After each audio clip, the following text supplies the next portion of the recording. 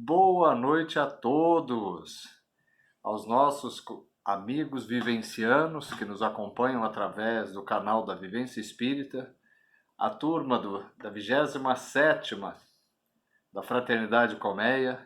Mais uma quinta-feira chegou e estamos unidos em pensamentos que, já que fisicamente não podemos estar, como sempre fazíamos as nossas quintas-feiras, um agradecimento ao Rodrigo Costa da Vivência, que nos possibilitou essa aula desde o dia 19 de março, ao Rony, que tem nos colaborado e muito para que essa aula seja posta ao ar, né?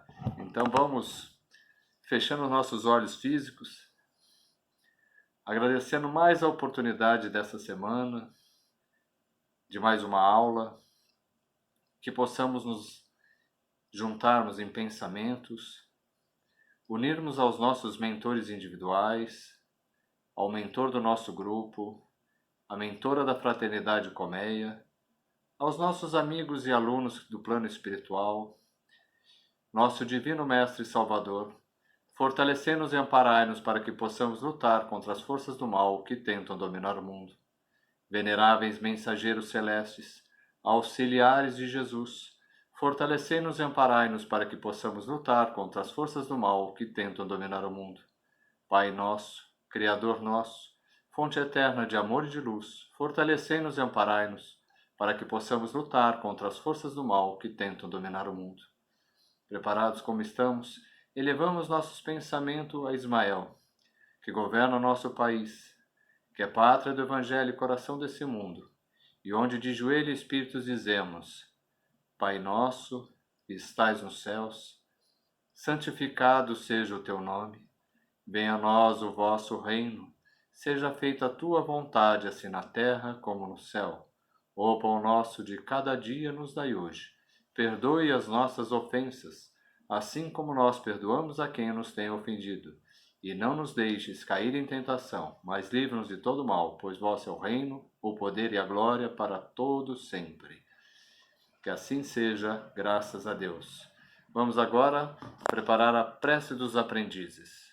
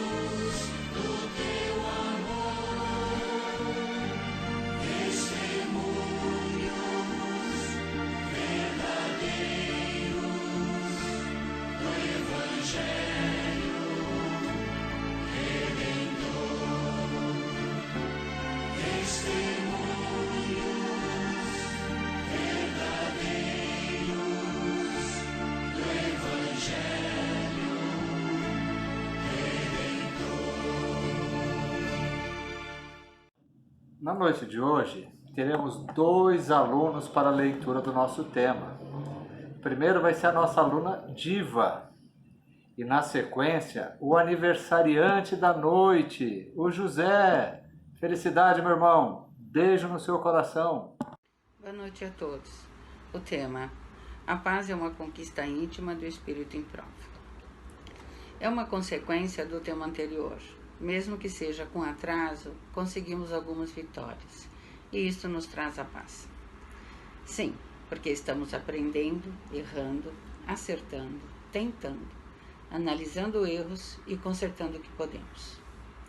Temos, com o tempo e a vontade de ser uma pessoa melhor, a condição para ver, rever, analisar, conquistar, crescer e ter a cada segundo a tão desejada paz.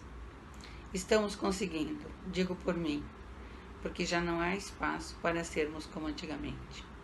Já diz a música, é preciso paz para poder sorrir.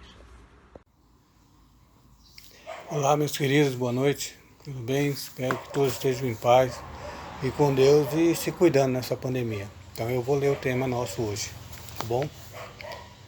Acredito que a paz é também um estado de espírito e de se ter uma visão otimista do mundo.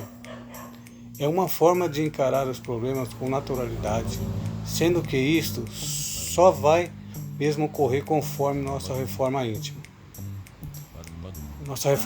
for avançando, pois só com nossa evolução espiritual é que vamos naturalmente mudando nosso modo de agir e interagir com o mundo de forma otimista, criando ao nosso redor um clima de harmonia que leve à paz, mesmo em ambientes desequilibrados. Mas antes de tudo, desta maneira podemos conseguir a paz interior, que é muito importante com base para a nova batalha no caminho da evolução espiritual.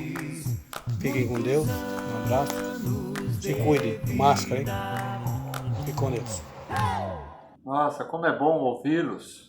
Que saudade que eu sinto da turma toda. Agradeço, Diva. Agradeço, José. Eu sei que o primeiro pedaço de bolo não vai ser para mim, mas guarda só um pedacinho, tá? Nem que seja o último. Beijão! Hoje nós teremos a aula de número 62 e com um irmão querido que esse ano ainda não pude abraçá-lo, né? Devido a essa pandemia. Mas, quem sabe em breve, eu sei que você vai retornar, nós podemos nos abraçarmos, né? Então a aula de 62 de hoje é com o nosso irmão Ricardo Carmona. Obrigado, Beto.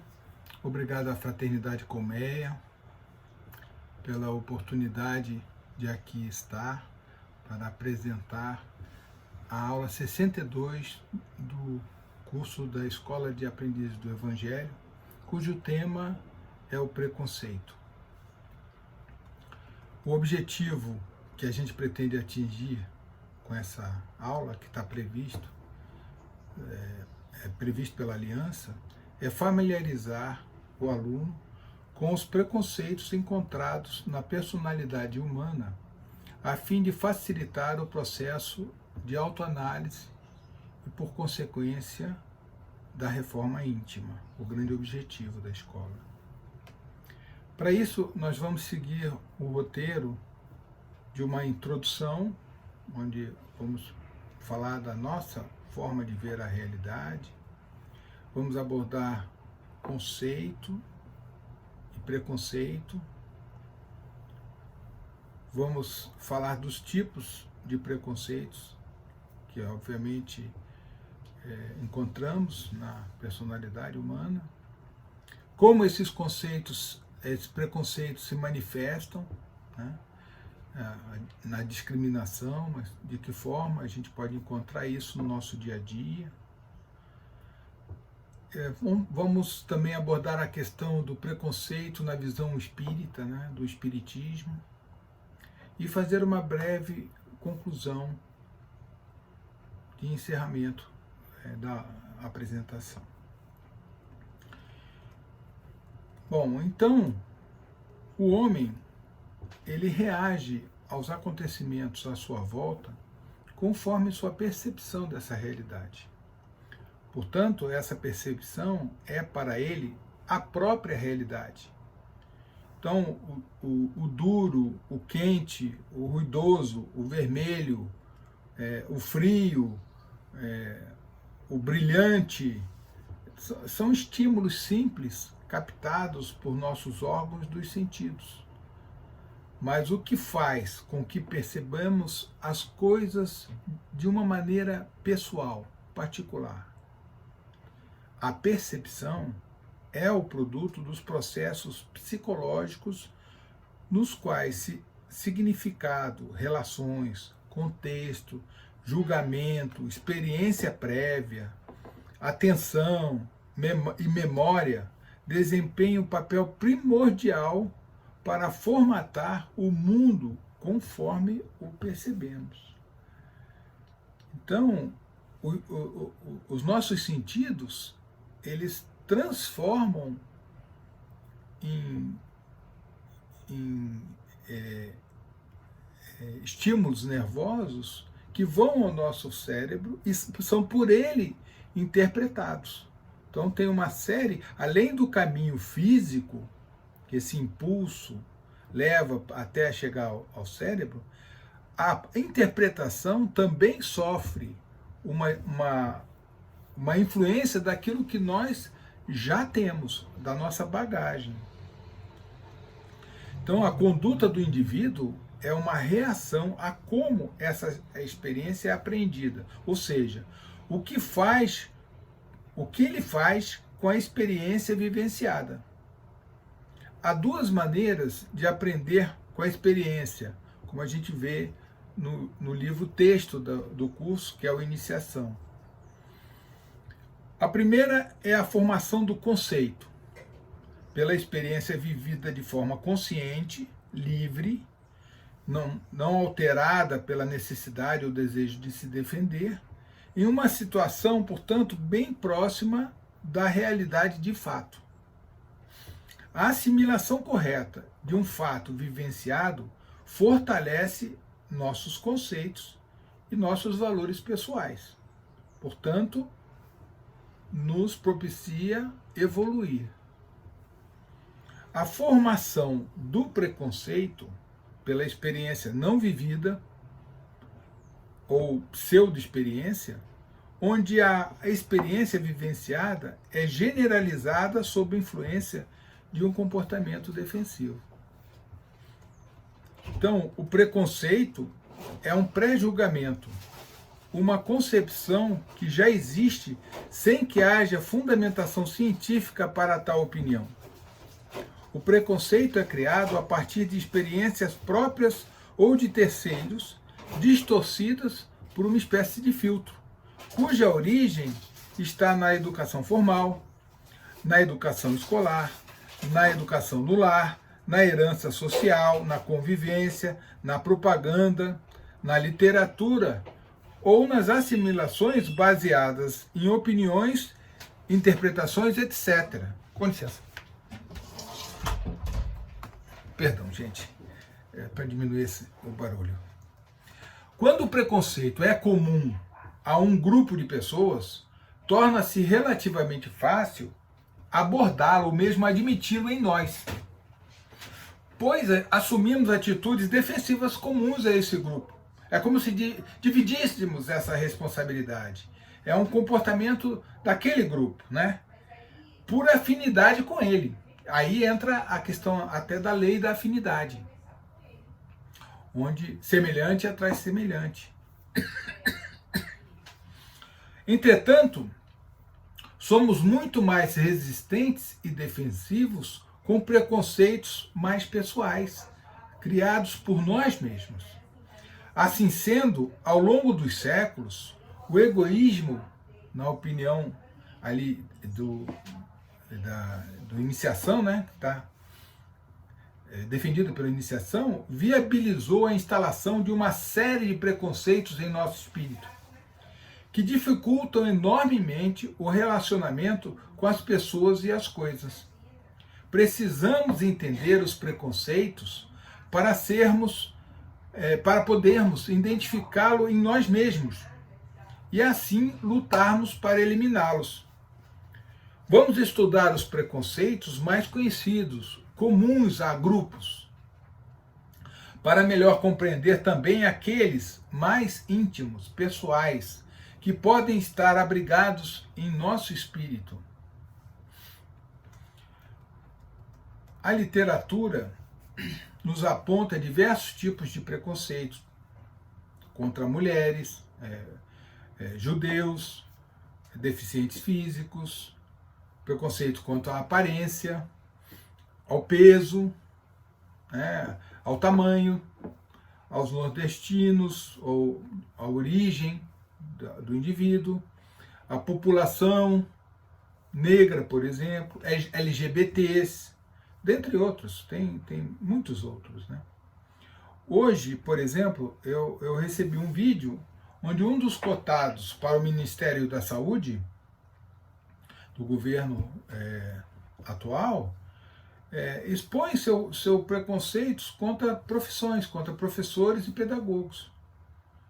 E ele nem se dá conta disso. Quer dizer, muitas vezes os preconceitos são difíceis de serem percebidos por nós, né? Às vezes a opinião de terceiros nos facilita ver esse preconceito. O bullying e o cyberbullying são tipos de preconceitos cunhados atualmente para designar tortura física e verbal contra uma pessoa, seja pelo meio virtual ou seja pela realidade mesmo, pela situação física, né, de duas pessoas ou mais. A misantropia ou antropofobia é ao contrário da filantropia, né? É um tipo de preconceito determinado pelo ódio à humanidade ou à raça humana. O preconceito, muitas vezes, está associado aos rótulos ou estereótipos que se desenvolveram na sociedade. No passado, era comum associar uma pessoa toda tatuada a uma pessoa usuária de drogas. Mais antigamente, na Grécia Antiga, por exemplo, uma pessoa gorda era objeto de desejo. E, no entanto, hoje em dia, ainda se atribui apreciações como essa pessoa só pensa em comer, ou não se cuida, quando a pessoa pode ter algum distúrbio ou doença que você não sabe. Você está fazendo um pré-julgamento sem os dados para isso. A gente não conhece o mundo íntimo da pessoa, a gente não conhece as pegadas dela, ou por onde ela passou, né? Que caminhos ela frequentou, quantas vezes caiu, quantas se levantou. Não é? A gente não tem condição de fazer esse tipo de julgamento, né? Há diversos tipos de preconceito, sendo que os mais comuns que eu pude levantar na literatura são o preconceito racial, é aquele que está associado à etnia, à raça e a aspectos físicos, por exemplo, o racismo. Isso pode ocorrer entre pessoas de diferentes aspectos de cor de pele, sendo mais comum entre brancos e negros ou indígenas, pelo menos aqui no nosso Brasil, onde os primeiros, os brancos, por exemplo, que é relativo, né? Branco aqui no Brasil é raridade. Na realidade, todos nós temos uma componente das outras raças. O brasileiro é uma mistura por raiz, né? Então, decorrem de aspectos históricos, né? Os brancos se sentirem superiores aos demais, porque vieram da Europa, possuíam maior conhecimento e tinham poder de luta muito maior. e acabaram se impondo aos índios e ainda trouxeram os negros como escravos, né, para realizar o trabalho escravo. Vale lembrar que práticas racistas são crimes em diversos países, né, inclusive no Brasil. Né, isso aí. Então, quando o entrevistador desconfia das capacidades de uma pessoa negra e deixa de contratá-la, humilhações envolvendo fenótipos como o cabelo, a cor da pele, a boca, a cor dos olhos, um indivíduo que tem vergonha de ter um romance público com alguém de uma identidade étnico-racial diferente. Isso é preconceito racial. Temos também o preconceito social, que está associado, como o nome diz, à classe social, e é definido pelo status de determinados indivíduos. O preconceito social geralmente ocorre entre pessoas com mais status de posse, de riqueza, para com outras com menos posse, menos riqueza, né? Chamados pobres ou miseráveis. Mas isso é relativo. Pode haver de pobre para miserável, de classe alta para classe média para classe baixa, e pode haver inclusive de classe média para classe alta, de pobre para classe alta. Então, é um preconceito simplesmente baseado nas posses que uma pessoa tem, no nível social de uma pessoa. Por exemplo, uma pessoa rica se sentir desconfortável ao compartilhar o mesmo espaço com alguém de classe menos abastada ou inferior a dela. Inferior não é nem modo de dizer, nem se enquadra aqui, mas em termos de classificação didática. Ridicularizar alguém por não ter algum objeto de valor, uma posse. Considerar que alguém é menos capaz em decorrência da classe a que ela pertence. Né? Então, a própria divisão em classes é uma coisa, é uma característica social para estudos, para políticas, para ajudas. Então, é uma coisa que não tem finalidade de relacionamento.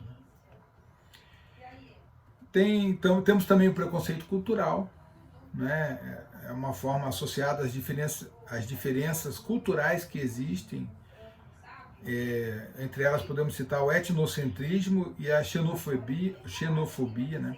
O etnocentrismo define as atitudes de certos indivíduos que consideram seus hábitos e condutas superiores a de outras culturas. Sendo que isso é muito relativo, porque um índio na floresta amazônica vai se sobrepor ao branco nas mesmas condições. Então, é relativo. Por sua vez, a xenofobia determina a aversão aos estrangeiros, que surge geralmente por diversos fatores históricos, culturais e religiosos. Isso aí pode ser durante uma certa época, o Japão se fechou aos estrangeiros por uma questão política do país, mas que redundou numa xenofobia. Então, tem outros exemplos, a impedir a contratação ou atrapalhar o trabalho de algum imigrante, como a gente viu com relação aos venezuelanos mais recentemente. Intimidar ou humilhar alguém de uma origem cultural diferente. Estereotipar e considerar que todas as pessoas de uma cultura são iguais. o que não é verdade. Há bons e maus em todas as culturas, você não pode generalizar assim. Outro preconceito é o preconceito linguístico, que é associado aos idiomas. A maneira de falar, quando se usa abreviações, gírias, dialetos, sotaques, entre outros. Esse é o preconceito linguístico. No Brasil, notamos muito esse preconceito entre as diversas regiões do país. Cada uma daquelas estranhando o acento ou o sotaque das outras regiões, né? Assim, os paulistas, por exemplo, podem estranhar o sotaque paraibano, nordestino, ou o pessoal da cidade, da capital de um estado, estranhar o sotaque das pessoas do interior do estado, por exemplo. Não é? Menosprezar alguém por supostamente falar errado, humilhar uma pessoa que possui um sotaque regional, fazer chacota da pronúncia das palavras de um indivíduo que chegou de outro país, por exemplo. Isso é um preconceito linguístico. Outro preconceito, o religioso. Essa forma de discriminação é associada a uma determinada religião ou outra, sendo desenvolvida pela intolerância religiosa. Quem não ouviu falar de ataques realizados contra, como se diz, terreiros de candomblé, ou de umbanda, ou até contra igrejas católicas, ocorre quando indivíduos não aceitam a diversidade religiosa e atribuem determinados juízos de valor sobre outras crenças, sem nenhuma fundamentação, porque as religiões elas não pregam isso. As religiões elas são elas têm muita área comum que pregam o amor, a união, a fraternidade, a solidariedade. Então, fanáticos que julgam que a sua religião é superior à dos demais, que podem desenvolver que certamente tem esse preconceito. Então, diversos conflitos desenvolvidos atualmente no Oriente Médio demonstram esse tipo de preconceito, o qual tem ceifado diversas vidas. No Brasil, as religiões de matrizes africanas que são as mais atingidas pelo preconceito, mas não as únicas. Então, o preconceito sexual ou de gênero também é outro tipo de preconceito, né, que a gente encontra, infelizmente. Ele é associado a populações LGBTs, que é lésbicas, gays, bissexuais e transexuais. E preconceito também é associado a orientações sexuais e de gênero de cada indivíduo, por exemplo, a homofobia e a transfobia. Assim, a homofobia trata do preconceito desenvolvido sobre pessoas que possuem relações homoafetivas, enquanto que a transfobia é o preconceito de pessoas que apresentam hostilidade com indivíduos transgênero, ou seja, que mudaram de sexo ou muitas vezes mudaram apenas de identidade. Se vestem como o outro gênero, do gênero diferente. Qual o problema? Não é verdade?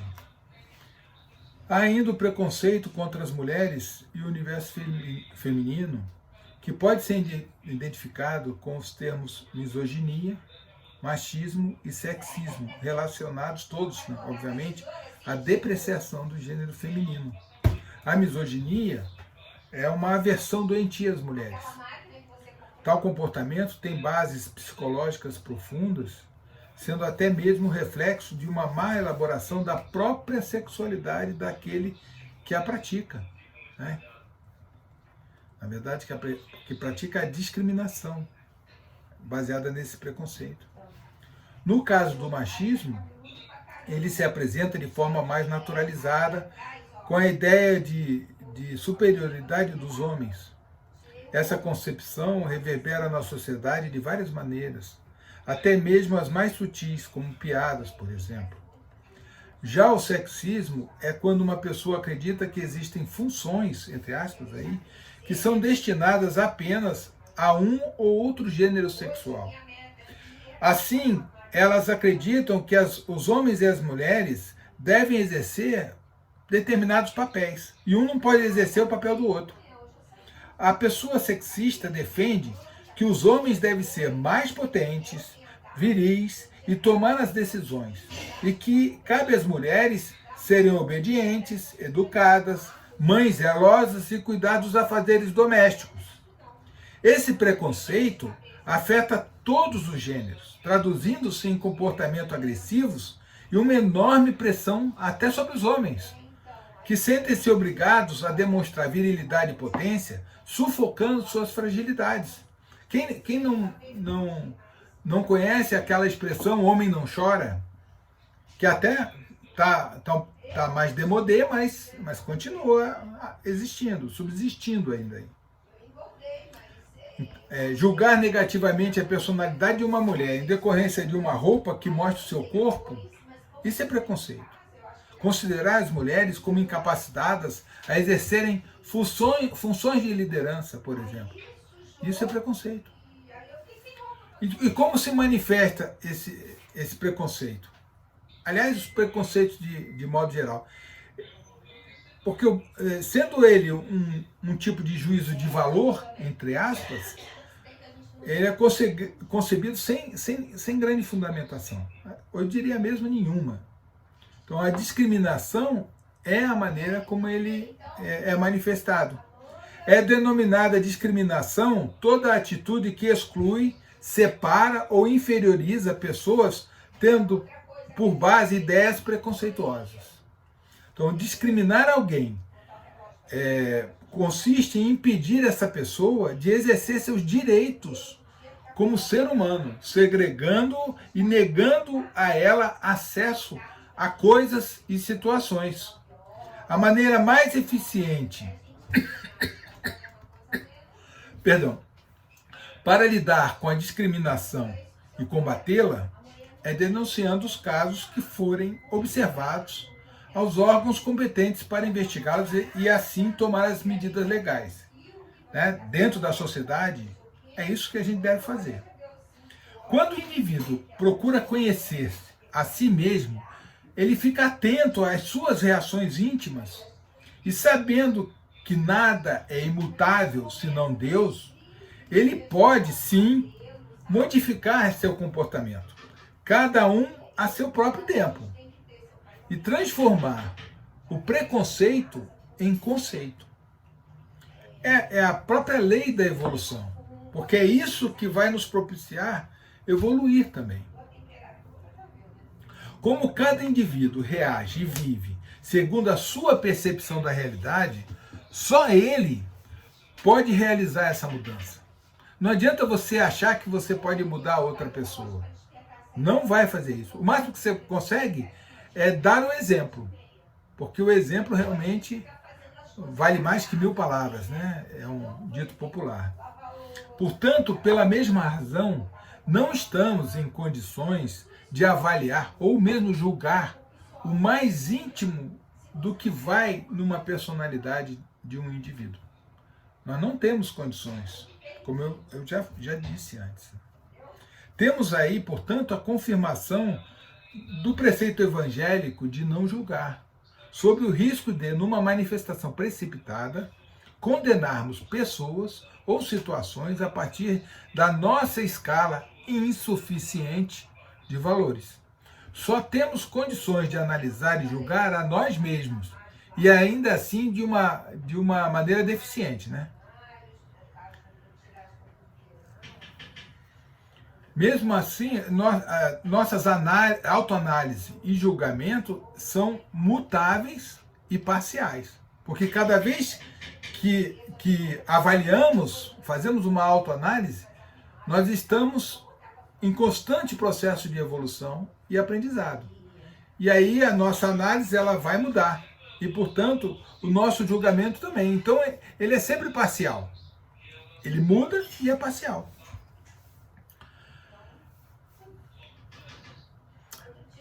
Isso porque o autoconhecimento que a gente tem, ele é bloqueado, ele é atrapalhado fortemente pelos nossos próprios mecanismos de defesa. A nossa autoestima, a forma como a nossa autoimagem. Isso são defesas que a gente constrói para interagir com as pessoas, né? Para interagir na sociedade. Por essa razão, é muito importante, vale a pena sempre analisar também as críticas de outros a nosso respeito, pois eles nos veem sob uma percepção diferente, que muito contribuirá para a nossa autoanálise. Um texto que eu achei na internet, eu achei muito interessante, eu peguei uma parte desse texto, que cita como autora, né, Jane Fernanda, e foi publicado pela Lara Pires, está nas referências, diz assim: somos aquilo que aprendemos, aquilo que vemos no nosso dia a dia e permitimos absorver em nosso ser.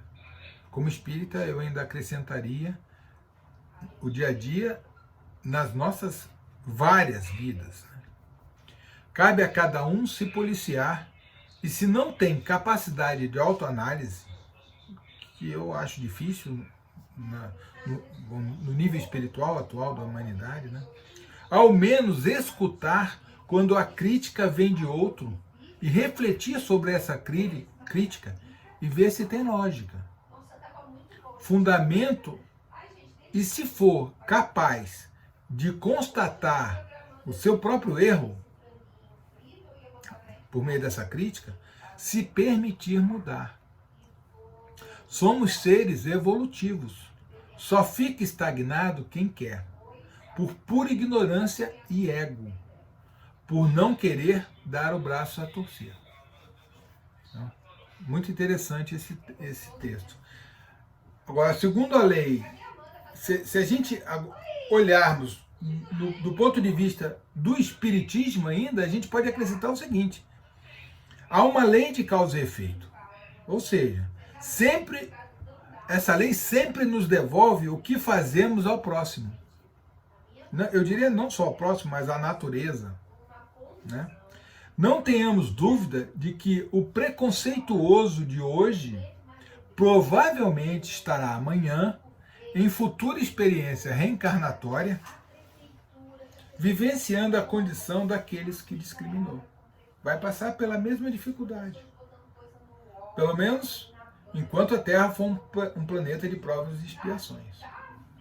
Porque a partir do momento que ela passar a ser um planeta de regeneração, aí essas experiências, esse irmão vai ter que procurar em outro planeta, mais atrasado. Richard Simonetti nos conta da revelação que um espírito em reunião mediúnica. Conta ele que após ter sido cruel senhor de engenho no Brasil colonial, a judiar de seus escravos, reencarnou 2 vezes no seio da raça negra, escravo também, para vencer o orgulhoso preconceito. Uma vida não foi suficiente, precisou encarnar 2 vezes como escravo, para vencer o próprio preconceito. E esse espírito dizia: foi uma bênção.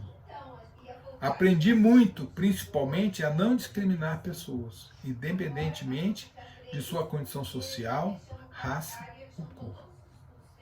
Então, Simonetti diz: nada melhor para nos ensinar a respeitar as pessoas do que a experiência de colher o desrespeito que semearmos.